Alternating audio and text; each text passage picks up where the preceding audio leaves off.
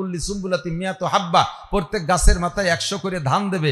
একটা ধান দিলে মাটিতে 700 ধান দেয়। এই আমানতদারি মাটির মধ্যে আছে। আর আগুনের ভিতরে সম্পূর্ণ বিপরীত। কথা বলেন, আগুনের ভিতরে একটা ধান দিলে 500 ধান হয়, যেটা দেবে সেটারও পুরো ছাই বানায় ফেলায় দেয়, ঠিক না?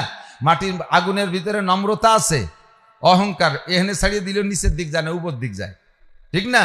আগুনের ভিতরে অহংকার। জিনকে বানাইছে, শয়তানকে বানাইছে আগুন দিয়ে, তার ভিতরে খেয়ানো তার অহংকার আছে। এই জন্য আল্লাহ তাআলা মানুষ বানাইছে মাটি দিয়ে, যাতে মাটির ভিতরে নম্রতা, ভদ্রতা আর আমানতদারি পায়। কিন্তু দুঃখের বিষয় হলো এই মাটির বানাইনে মানুষের ভিতরে খেয়ানো তো পরিপূর্ণ আছে, অহংকারও পরিপূর্ণ আছে। যে আশায় আল্লাহ পাক মাটি দিয়ে মানুষ বানাইছে, আল্লাহ পাকের সেই আশা পূরণ করলো না মানুষে। যুবকরা বেয়াদবি করে, এই যুবক থাম, জ্ঞান দেয়া লাগবে না, বাসা পাল্টায় দিছে। আগে তো আমাদের আমরা যখন ছোট ছিলাম, মুরব্বীরা ধমক দিলি ভয়তে কোন দিক দিয়ে কিরা কোন দিক দৌড়বে তার ঠিক